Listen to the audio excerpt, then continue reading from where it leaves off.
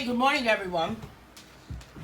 Today's live color along is pre-recorded because we are at coloring camp. So, for this morning's color along, we're working still on a book on a page from volume 16, and today we're working on the grayscale coloring page of this old truck.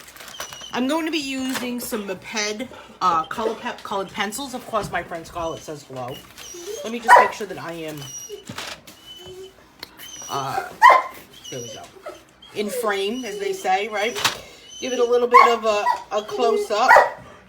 And we're going to get started with these colored pencils. Let's get Scarlett something. Oh, Scarlett, here you go, my friend. So, we're working on a grayscale coloring page today, and this is a kind of a cool page because it looks like it's just really this like rust bucket type page, right? If I can get this thing open. So, if you've never used these pencils are probably extremely underrated because they are not very expensive. They last a very, very long time. As far as like the hardness or the softness of them, I guess they're medium. So let's take a look at this car. I'm kind of thinking that it should be a blue color. So I am going to go with this one, which is called Azure Blue.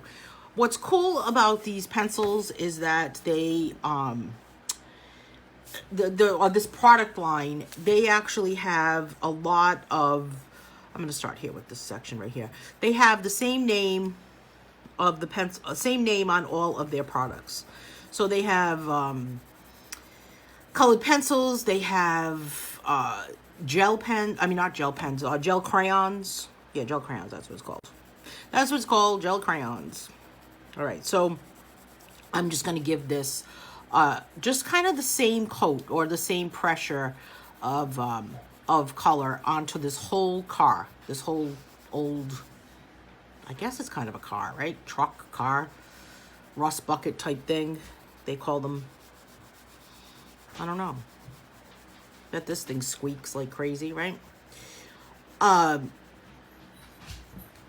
wonder what color this was. It kind of looks like it could have been like a green color maybe in real life.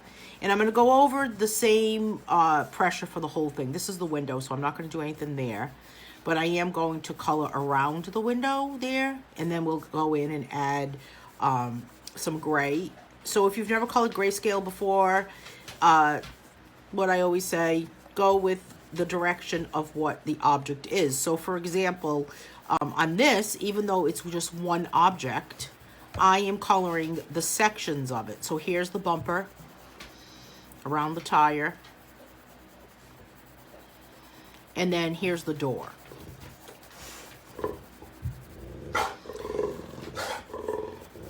That's my friend Paisley saying hello, of course. Paisley, I don't have anything else, honey. This is just a paper towel. That's it, my friend. I know, it's crazy, isn't it? Come here. So we're at coloring camp today, and I wanted to make sure that this video was up and posted and complete so that we didn't lose steam on the color alongs that we're working on. I didn't want to forget about us. So, of course, there's Paisley making a commotion in the background. I think I need to get them the last one. All right, around here.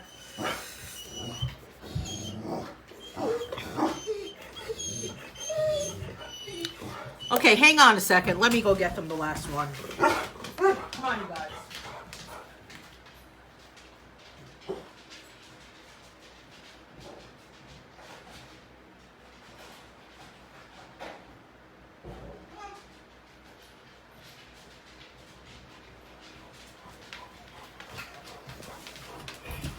There you go, girls. Go ahead, take your bones and go lay down. Come on. If not, you're going to have to go get a pencil. So even though this is pre-recorded, it still has to, the dogs are still here, right? Not going to pre-record them. So again, the direction of what you're coloring, the sections of what you're coloring. Here's another kind of section of the part of the painted section of the car. So here's another one. Of course, this bumper will be a completely different color. I mean, we could make it like a silver color, but I'm not really sure how that's going to work out with that. But of course, grayscale is always fun because it's light pressure or same pressure, and you're just kind of coloring over that photograph. So, or the grays and the lights and the darks in the photograph are kind of guiding you.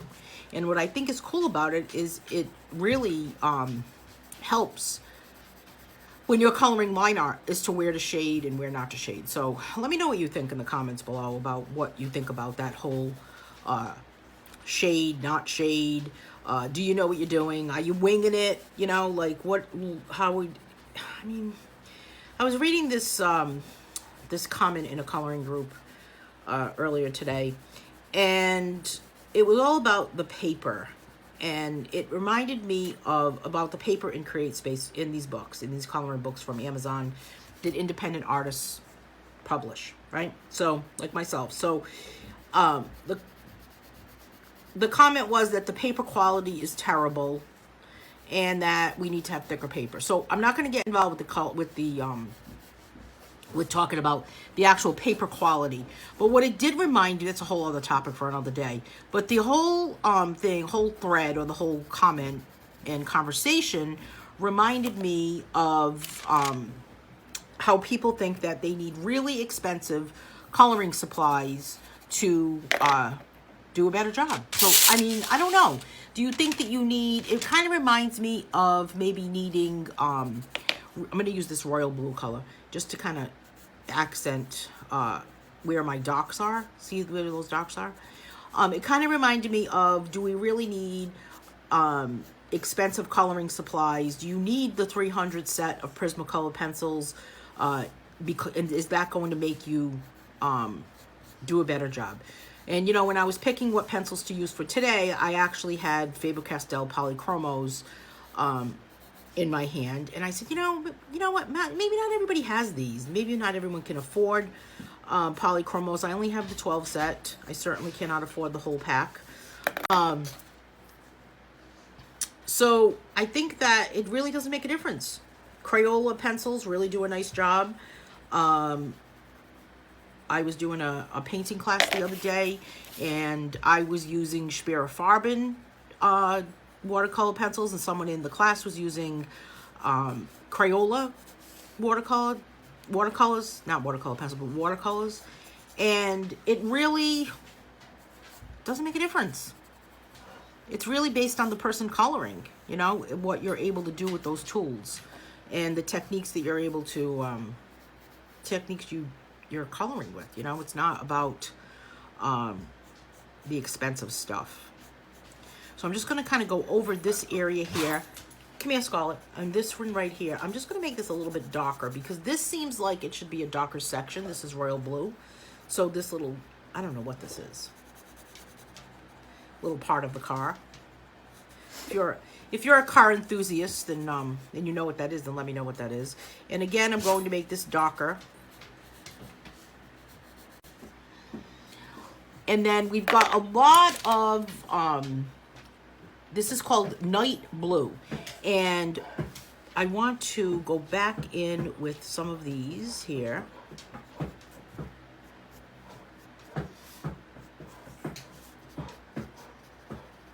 Just kind of on the edges, just to kind of make it stand out a little bit.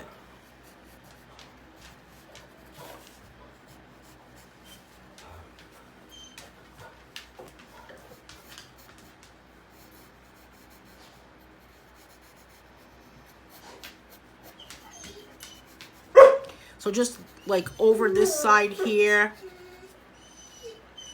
And then we've got our headlights. We don't want them to be like bright, right? Let me just, I do have a silver. I'm going to give it a quick sharpen. Izzy, what are you doing here?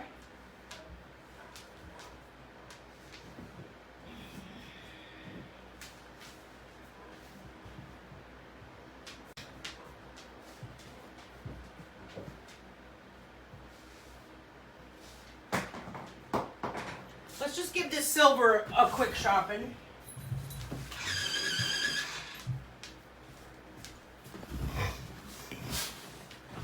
And I'm going to go over these sections here. And in this whole window area. I'm making the window silver rather than blue. Because even though it looks like gray on top of it, it's still kind of giving it a little bit of a shimmer. And then here's the window that's back there. And of course, all of this area here, again, I'm going to make the light, I'm going to use the silver on the lights also. And I'm going to put a little bit of yellow. I've got this, oh, that's fluorescent yellow. I don't like a fluorescent yellow. How about you? This is kind of a little bit of yellow here. Kind of a tiny bit. Not very light. I mean, I don't even know if, can you see that? I don't even know if you can. I'm going to go back over it with silver to just kind of mute it out a little bit. And then we've got this bumper situation going down. The situation's going down. I'm going to use gentle gray on this. Kind of sounds crazy to use gray, right? But still want it to have some sort of color to it. Now, let's see what we can do to accentuate what's here. And what I'm thinking is, let's add some gold. Here's my my gold color. I'm going to actually add a little bit of gold on top of my yellow for my headlights, too. Now, each one of these, I'm coloring each line, that's horizontal line that's going across for the grille of the car.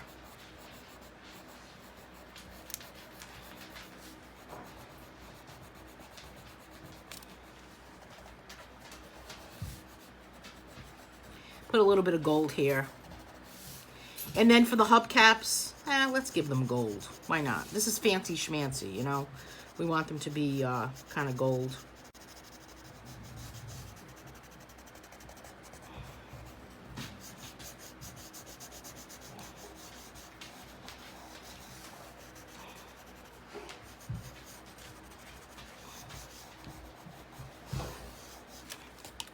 And then back here too.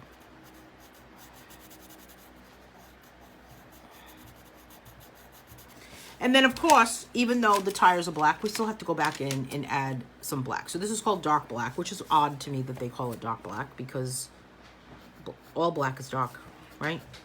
If it was light dark, it would be gray, right?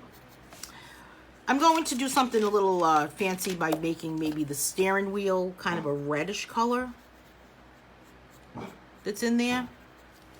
And of course we have our windshield wipers. Here's the mirror. And we've got these lines. Remember we added some silver right here, but with this nice point. Of course, black can always accentuate and kind of give you kind of like an under light or a darkening from underneath. That's of course dark back there. Here's the tire versus what's under the underside of this. So I do want that tire to be a little bit different than what is here because this is much darker. Here's another darker section. Of course, this is going to look completely different when we start to add the green. So now I'm going to take a little bit of this black and just kind of hit it a little bit with in between this grill just to kind of make that gold pop.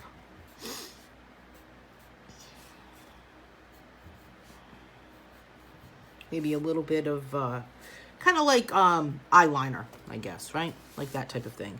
Here's a little bit of some black here, just kind of hitting it a little bit of black here. And then of course in here, because this is kind of like the darker section of the car. And I'm gonna go right over that steering wheel a little bit, just to kind of mute it out a little. Now we've got our tire, and I don't really want the tire to be black. There was kind of a gray color somewhere. Where is that? That's chocolate. Here it is. Little bugger. Sneak it away from me. All right, so I'm just going to kind of go over this tire with this gentle gray color. Now, wherever there is something that's really white or a lighter section of something, I like to leave it. I like to leave it uncolored. And I'm going to go back in with the point of this black in here too. And then I am going to go back in with my black and do the inside little holes of my hubcaps. Just kind of accent that.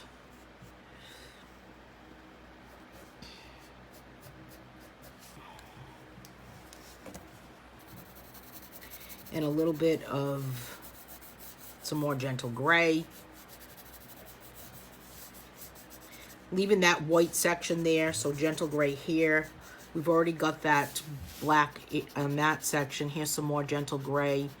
And I'm going to go back in with a nice point here and just kind of pop in those little holes there. And I don't want to make it so that the outline is completely around and comes together.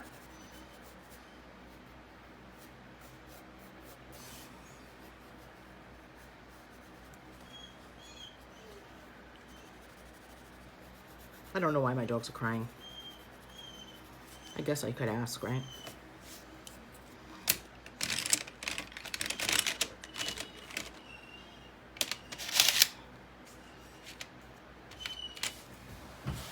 Why are you crying, Scarlett? What's the problem? Aha. There you go. She needed help with her bone. These crazy dogs. Okay. So now let's add the ground, which is more of a green, right? Because it's the ground. And then we've got this tree in the background.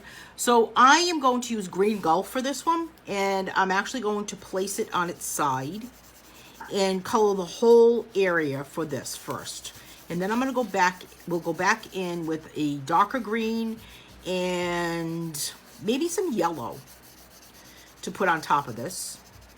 To kind of, because it doesn't really look like it looks kind of like it's dead. It doesn't really look like a freshly mowed lawn, you know? So let's just kind of give it that section, that little thing there. And then go back in with this, well, this is apricot. What I'm really looking for is dune. Do I have it? I do, right here. Here is dune. I'm going to go back over all of this with dune. Again, the same pressure, and it's just pulling out it's just pulling out the color. Do you see what I'm saying? I'm not really pulling out the color, but it's just making it look like grass. I'm not going to do every single blade. That would be crazy. So I don't want to do it that way. And then as we get further up behind this, let's just kind of use this color that is called jungle green for the greenage, the greenery, the foliage that's up there, the greenery, the foliage, whatever it's called. And I'm going to go back in with Green Gulf on top of it, just to kind of add to it, you know? And then, of course, our sky, I'm not really sure what's happening with our sky yet, but the next thing we want to tackle is with spearmint, I'm going to tackle these leaves. Now, this one, I am definitely kind of coloring these leaves that are kind of in the sky so that the background does not get all, you know, green. And I'm just kind of adding a little bit of color to some of these. Now, some of these look like they're lighter than others because it's probably the underside of the leaf. I don't know what kind of tree this is. I'm just assuming that it's green.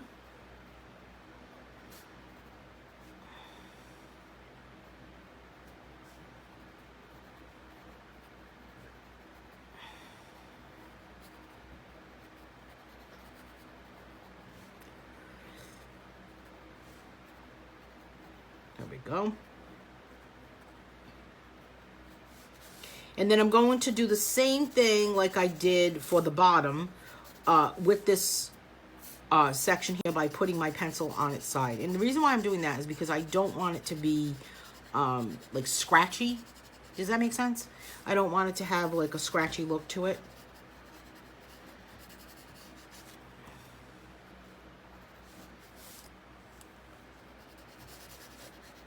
And then I'm going to take some brown, which is this one right here, which is called Sienna, and just kind of give my my branches a little bit of brown. Now, I could put some more of the Sienna color as we go down, kind of like around here, just to kind of give it a little bit of a darkened color behind the car. And then maybe even into the middle section, as if there's brown sticks or branches that are coming down. And then I feel like this should be like a brownish color down here. Now, sometimes when I'm coloring Grayscale and I've got this kind of background going on, so oftentimes I don't even do anything with it. But for this one, I really kind of think it should be a bluish color for the sky, or something that'll represent the sky. But because I have that blue car, I might get a little funky with it. And I think I'm going to use maybe this cherry color, or even an orange. Let's use an orange to kind of combat it. So here we've got fruity orange, and I'm just going to go on its side. I mean, of course the sky wouldn't, well, sometimes the sky's orange, right? Or pink. But what I really want is a contrast with the two colors. So here's our contrasting colors of orange and blue. All right, now let's take a look to see where we need to kind of accentuate something, or blend more, or maybe add a little bit more blue.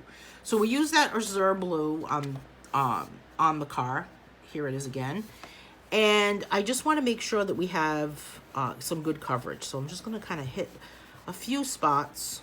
Again, color in the direction of the object, or the area of what the object has, like different sections, rather than coloring completely across, horizontal or vertical. I'm trying to make sure that I go in the direction of what is here. And then where these sections are that are darkened, we could go back and add a little bit of brown to that. Let's see if we can add a little bit of brown. I've got this, oh no, there's gentle gray. Let's add some gentle gray to where these kind of discoloration is. And what that's going to do is make it look like it's even more, I guess, rusted, right? I don't know if this car is on the road. I don't know what's happening to it. I don't know if it's registered or if it's kind of just sitting in someone's yard. And that's really all I want to do to it. I don't want to do anything else fancy to it. I just want it to be same pressure, because I want to see all of those areas, you know? I want to see all of what is there. All right, so now this door, I am going to kind of give it one more layer of color, rather than, I mean, if you were painting, this would be called a coat. When you're coloring, it's called a layer. So.